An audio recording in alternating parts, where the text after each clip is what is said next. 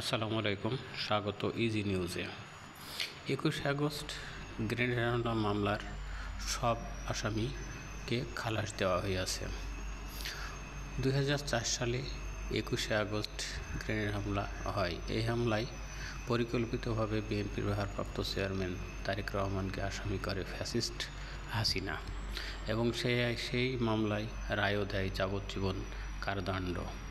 সেই মামলা থেকেই রেহাই পায় বিএনপির ভারপ্রাপ্ত চেয়ারম্যান তারেক রহমান এবং লুৎফুজ্জামান বাবর সহ সকল আসামি। নির্বাচন সংক্রান্ত আইন, গণপ্রতিনিধিত্ব আইন RPO সংশোধনের প্রস্তাব পাঠিয়েছে মন্ত্রণালয়ে ইসি। এতে মূলত যে সংশোধনী চাওয়া হয়েছে সেখানে নির্বাচনকালীন দায়িত্বে সশস্ত্র বাহিনীর ক্ষমতা বাড়াতে হবে।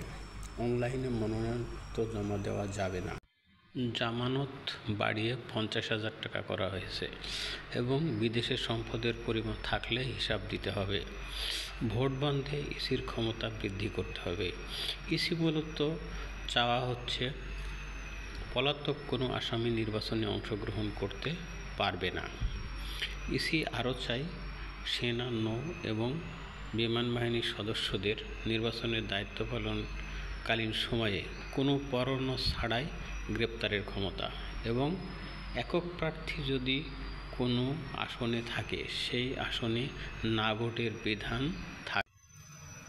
আবারও এক হলো জননিরাপত্তা বিভাগ ও সুরক্ষা সেবা বিভাগ।